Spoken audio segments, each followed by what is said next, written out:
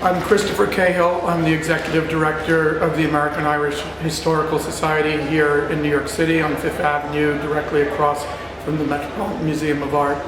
The Society was founded in 1897 to make better known the Irish chapter in American history. Over the course of its existence, its mission has expanded to deal with the broad array of historical, cultural, and scholarly aspects of the Irish in America, in Ireland, and globally. We host a variety of concerts, readings, lectures throughout the year, art exhibitions and design exhibitions as well. There's a library and archives which are frequently visited by scholars, universities, students, private scholars to work in our collections on the breadth of Irish history, culture, and the ongoing story of the Irish. So it is a membership organization. Membership is open to all, and we invite the involvement of those interested in Irish culture, devoted to it through their own personal family history or through just a passion for things Irish and Irish American. We're open 5 days a week, open to the public. Most of our events are open to the public this summer for members only. The great historian Kevin Whelan, who researched much of his early book on the 1798 rebellion here in the Society's archives. So it is a wonderful indication of the sort of full circle of scholarship to writing to public speech on that scholarly work that originated here. So all are welcome, and please be in contact with us. This is the 100th anniversary of the Easter Rising. We've had throughout this year a particularly intense series of programs relating to that commemoration. We are opening a major exhibition drawn from the Society's collections particularly on the American aspect of the lead up to the 1916 Rising. That will feature artifacts from the Society's collections, such as one of the only copies of the original proclamation of the Irish Republic, which we hold here in our collection, as well as a wide variety of books, manuscripts, and images that are drawn from it.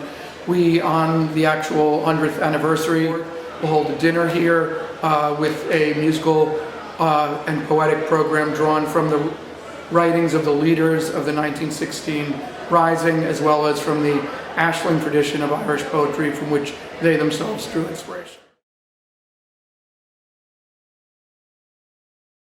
The Society has been in existence since 1897. It's been located in this beautiful Beaux-Arts townhouse on Fifth Avenue since 1940. We, a few years back, had a major renovation of the building in order to protect the archives and artifacts that we hold here by creating a climate-controlled environment without damaging or impinging upon the historic fabric of our landmark headquarters. We are embarking on a major restoration of the collections themselves, and which would involve a continued cataloging, preservation of rare books, manuscripts, and newspapers, digitization of these materials, and with the intent to make them better known to the broader public. We'd invite support and involvement. Volunteer opportunities are always available, and we welcome the public. We welcome those who are as interested in this history and heritage as we are.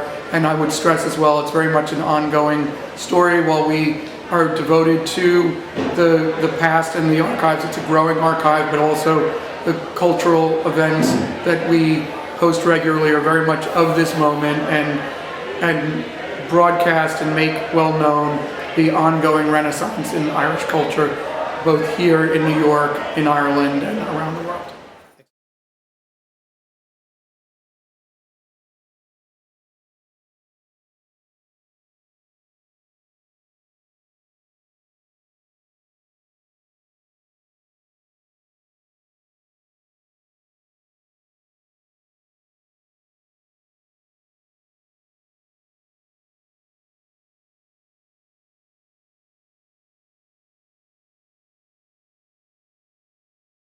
I'm delighted to be here to introduce Kevin Whelan, who I consider to be an old friend. I first met him when he was a visiting professor years ago at NYU, and since that time he's taught many places, Boston College, Concordia University in Montreal.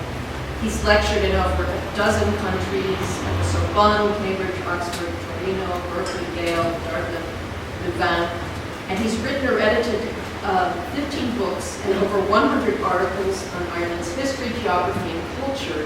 Perhaps best known amongst historians as an expert on the 18th century, Kevin Whelan is well known for his book, The Tree of Liberty, Radicalism, Catholicism, and the Construction of Irish Identity, 1760 to 1830, which made a great contribution to our understanding of such topics as the underground gentry of Catholic middlemen and the emergence and failure of Republican politics in the wake of 1798. He's also the author of Fellowship of Freedom, The United Irishmen, and the 1798 Rebellion, and he's very well known to a wide readership in Ireland for his best-selling Atlas of the Irish Rural Landscape. If you haven't read that, you should. It's a beautiful book. His official academic position is as Michael Smurfit Director of the Keogh Nochlin Centre in Dublin, where he's mentored an entire generation of graduate students and junior academics in Irish studies, leading them through how to do archival research, as well as how to critically sharpen and nuance their theoretical approaches. As head of the Notre Dame Irish Summer School in Dublin for 10 years, he also significantly brought the field of Irish studies into contact with global studies by engaging in critical dialogue with such luminaries as Seamus Heaney, Edward Said, Derek Walcott, and Homi Bhabha. The list goes on and on. So it's no surprise that in his lecture today, 1916 in Ireland, Revolution and Counter-Revolution in International Context, Kevin is seeking to set the 1916 rebellion within wider international, imperial, and military contexts. The rising, Kevin Whelan tells us, should be viewed through the lens of such global movements and events as the British Empire, the First World War, the Women's Movement, the Catholic Church, and socialism. His lecture today wants us to challenge our inherited view of the rising and to widen it in geographical scope and historical scope. So please help me welcome a generous colleague, a great historian, and a true public intellectual, Kevin Whelan. Is that famine in Ireland occurred in the most powerful, the most wealthy, the most dominant state that the world had ever seen. I sometimes think that the real problem is that we call it the Irish famine, whereas we should call it the British famine. You see, then you would be thinking about how could a famine occur in such a powerful state. And as the great current economic historian Amartya Sen has demonstrated, famines only occur in situations where democracy is not present. So in some respects, the whole of the 19th century is a failure of the British state and a failure of British democracy within Ireland. From an Irish point of view, what the famine created was a hollowing out of the country.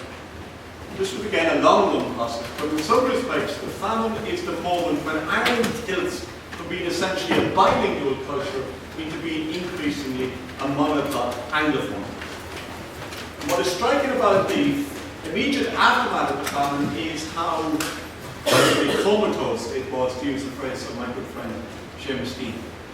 In some respects, the immediate post-famine generation is very almost stunned, and there's very little happening in Irish culture at that stage. But it's the generation that is born as the first, as the more post-famine generation. It's that generation which begins to cut its teeth in the alienated. It's that generation which essentially sees its responsibility for the legacy of the famine, sees its responsibility for dealing with the void in Irish culture which had emerged out of the famine, and which in some respects sought to articulate a new Ireland in the English language. That was the big challenge. How could you maintain a distinctive Irish identity while being involved with this wider language, this wider British state, this wider British Empire? And the the great response really was what is sometimes called the Irish Revival. That is the period from the 1880s onward when Ireland produces a writer like Joyce, who claims to be the greatest novelist of the period, a great poet like Yeats, a great poet in the English language in that period, and a whole slew of very gifted dramatists ranging from John Lennon Singh to Sean Casey, Oscar Wilde, George Bernard Shaw, and then eventually the greatest of them all, Samuel Beckett.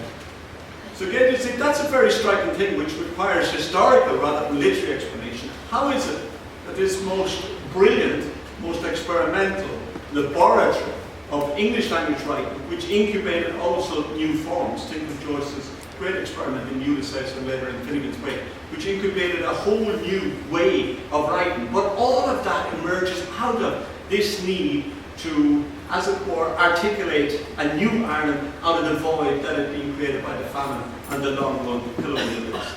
But it's not just in literature. This is something which goes into the Land League, with Michael Davitt himself, born during the famine in 1846, Michael Cusack in the GAA, born in 1847, but then you've also got the Abbey Theatre, the Gaelic League from 1893. All of them in some respects seeking to articulate what does it mean to be Irish after a seismic linguistic shift. But what is also striking is the constellation of activists, of organisers, of leaders who now emerge that crisscross a growing nationalist community within Dublin. And it's when that cultural world begins to intersect with the political world that the processes are set in motion which allow for what became the 1916 Rising. And remember, all of this has taken place against the backdrop where the key institutions in Ireland are still relentlessly anglicised. So in some respects, what you see is a very inward-looking provincial culture, and what you also get is a growing realisation within this cultural nationalist movement that begins to surge from the 1880s and 1890s, that the Home Rule proposition, the idea that Ireland could have a provincial parliament which would still allow it to be part of a British state and a British empire and within an Anglophone world, that in itself was a sham and a charade unless it was backed up by claims to a distinctive Irish culture. And really that's the moment at the beginning of the 20th century when people like Arthur Griffith in his polemic, The Resurrection of Hungary, which appeared in 1904, begin to kind of say, look, the political movement for Home Rule is a sham unless it's backed by a distinctive Irish culture. In this constellation of like-minded people, especially younger, 20s, 30s, that kind of age group, who are beginning now to interact. So the politically active women in this period range from shop assistants to doctors to single and married to mothers and widows, Quakers and Jews, atheists and Catholics. It was fashionable maybe about 20 years ago to posit a kind of a contradiction between their feminism and their nationalism. It's now, I think,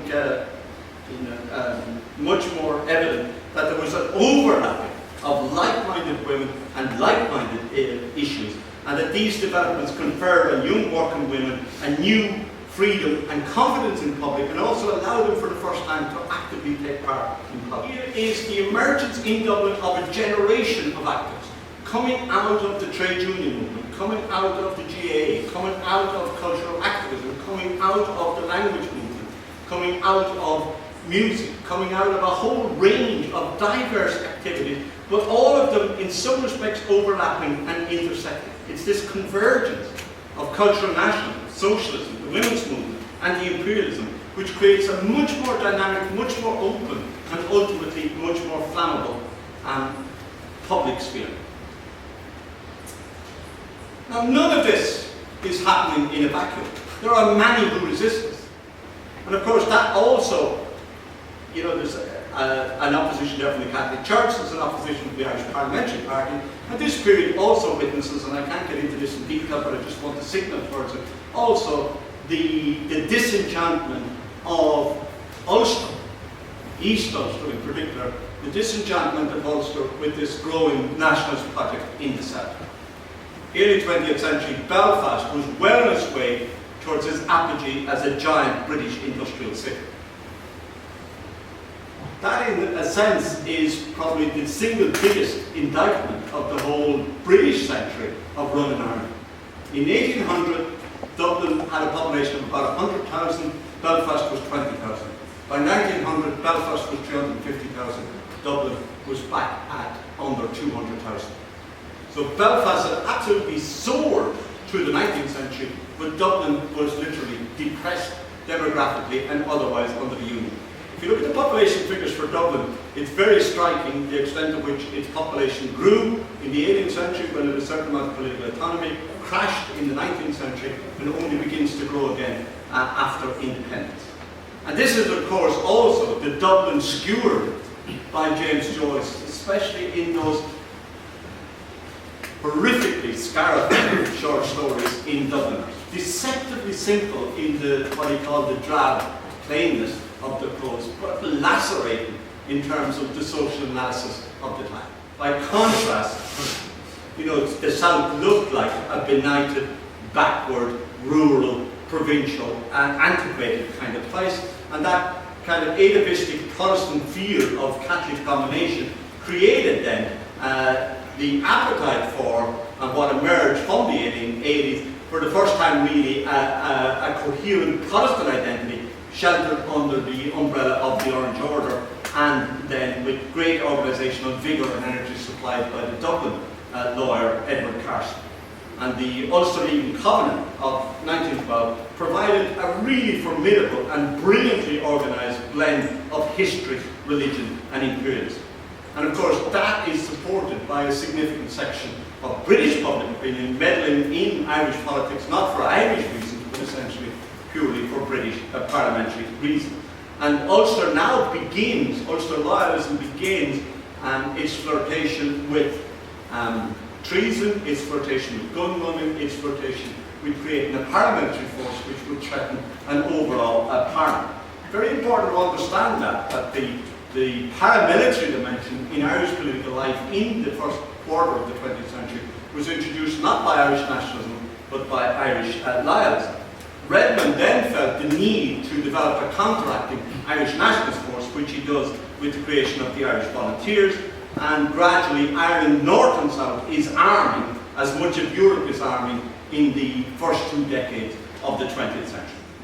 And in 1914, just as Home Rule appeared on the British statute books, just when it seemed the Irish Parliamentary Party was going to deliver a great victory for constitutional nationalism in Ireland, just when it seemed that all this cultural energy that I've been talking about had failed politically to match the very tangible benefits that Redmond's Irish Parliamentary Party was now about to deliver to Ireland, then suddenly, out of the blue, erupted the First World War. His involvement in the First World War was the suspension of the Home Rule Bill, crucially with Redmond's assent.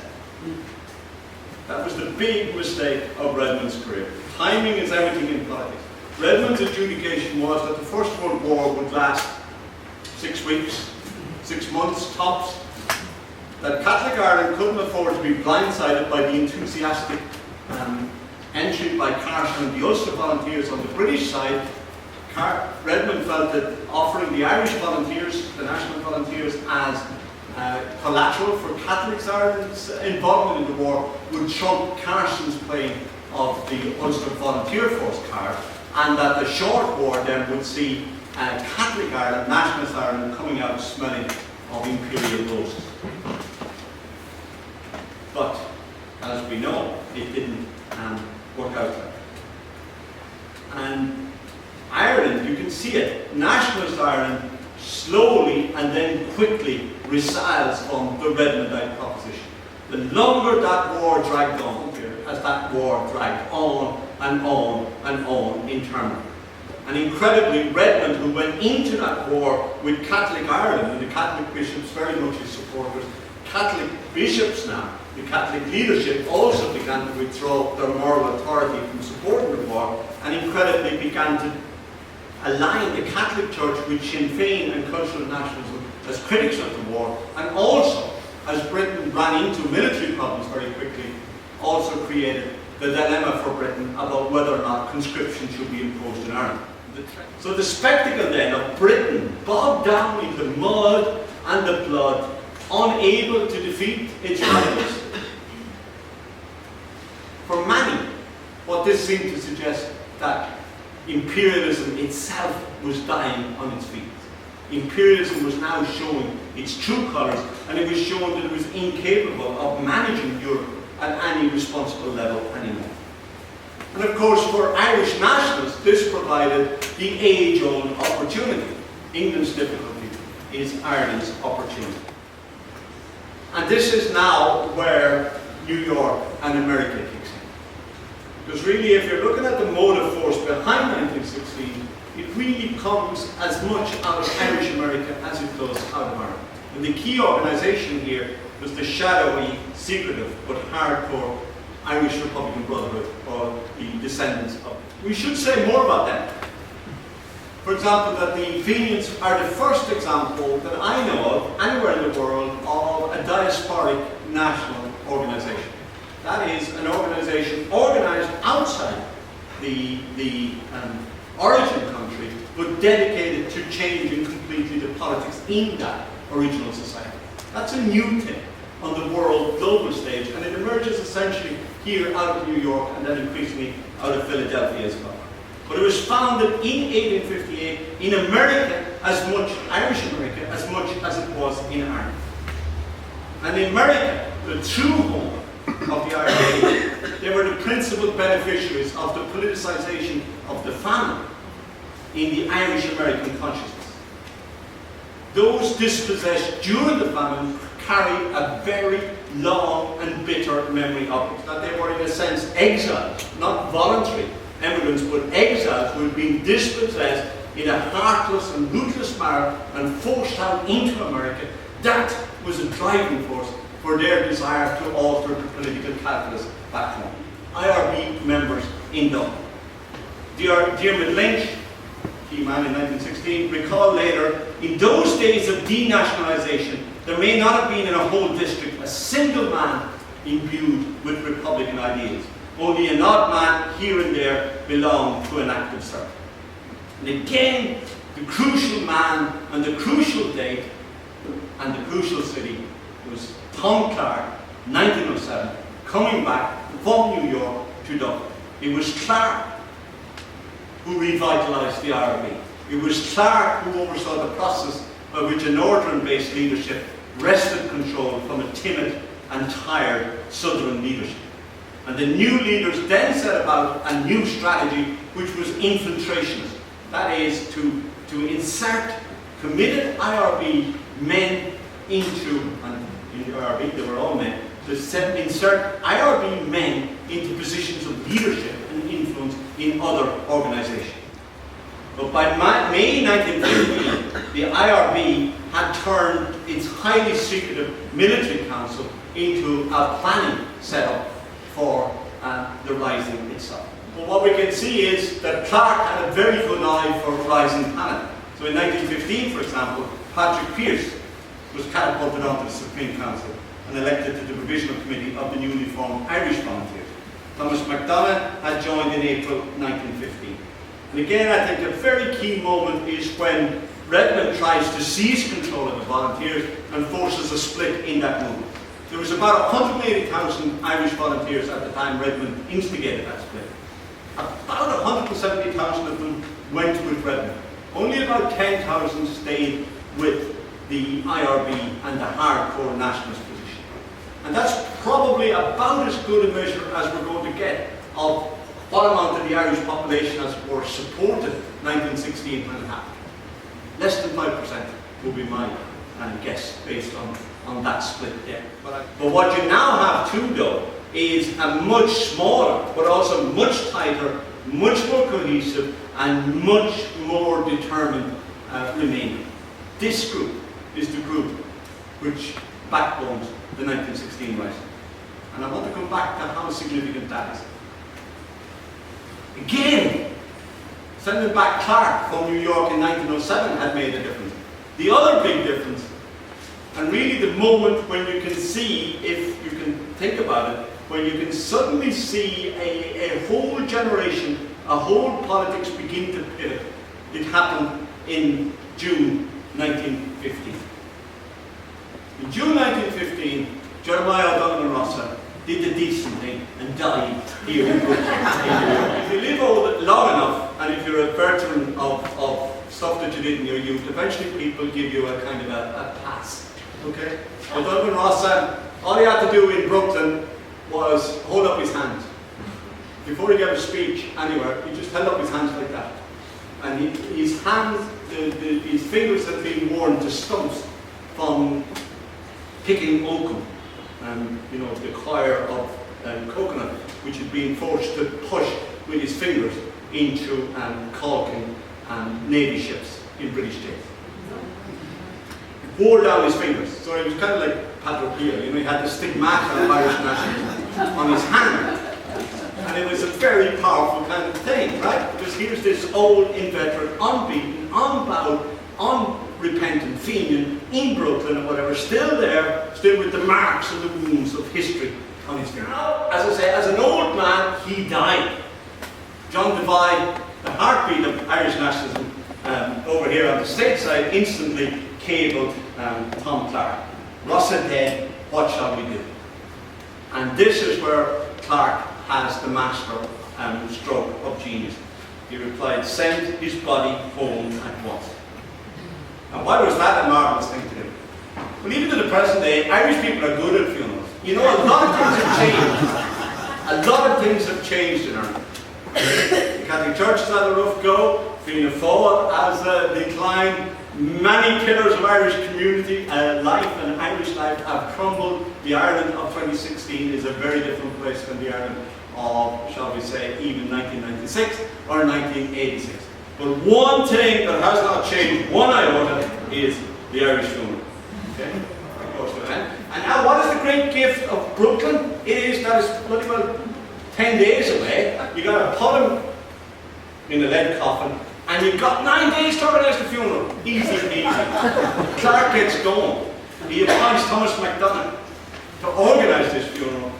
And then you put together a kind of a coalition of the willing, if I might use that phrase. The Irish Volunteers coming on, the Irish National Foresters, the Dublin Trade Union, the GAA, Redwood's National Volunteers, the Irish Volunteers, the Irish Citizen Army, the Suffragettes, Fine Gael, the Wolftown Memorial Committee. They're all there. And if you look at the very long list of organisers of the O'Donovan Rossa funeral, what you can see in it is the men and the women who made the rising. This is the first time that they're all together in place and in position. Thomas Clark, Thomas MacDonagh, James Connolly, Patrick Pearse, Eamon Cann, John McBride, Sean McDermott, Joseph Plunkett, Devil Eyre, Neil O'Reilly, Edward Daly, Mark Hibbins, Con Colbert, Carl Brewer, many more, Anna Sheehan Skeffington, Elizabeth Bloxham, they're all there. And it's a brilliantly organised, highly orchestrated, absolutely magnificent event in Dublin. The head of that procession arrived in Glasnevin 2 hours before the coffin landed in there. Joseph McCarthy, who had come up on a special excursion train from Wexford, noted the slow march of the volunteers passing through the city conveyed to everyone the significance of a real national army. The wail of the laments from the pipers' bands, the music of the brass bands mingled with the slow and rhythmic beat of the steps of the marching men, who re-echoed up the quiet streets adjoining the routes and through the open square. And Clark had instructed Pearse to make the oration hot as hell, and that he should throw all discretions to the wind.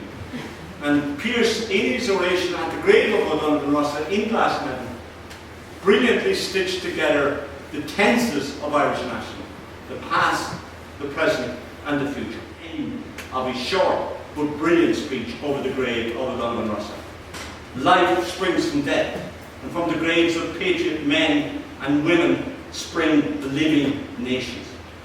Notice that, women there, the graves of patriot men and women. That's a new tone.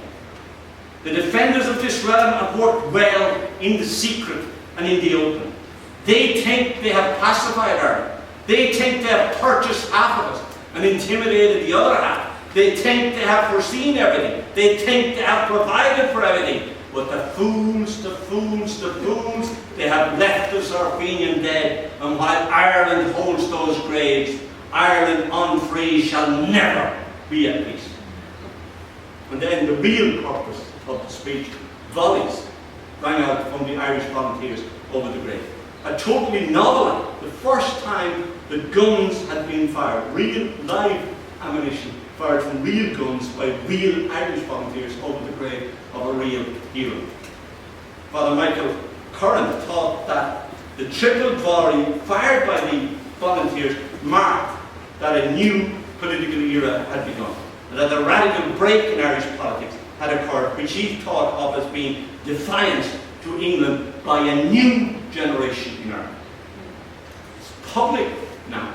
This is a conspiracy breaking cover. 200,000 people had marched lined the streets of Dublin, and thousands upon thousands had marched in that massive, massive funeral. When the rebellion broke out, the British sent General Sir John Grenfell Maxwell to put it down. And where Maxwell cut his teeth, he was a veteran of British colonial wars who had recently suppressed a revolt of the Senussi people in the Western Desert in Mesopotamia. That's who was dispatched to take charge. And in his memoirs, he describes arriving into Dublin by sea and coming up the Liffey. And he said all he saw was a burning city which resembled the last days of Pompeii. You see, and it's that image, the burning city, the inferno, that this is happening in Dublin. That's the key takeaway. Thank you, Kevin. That was really one of the most extraordinary talks we've had here, and I could come here for my whole life. And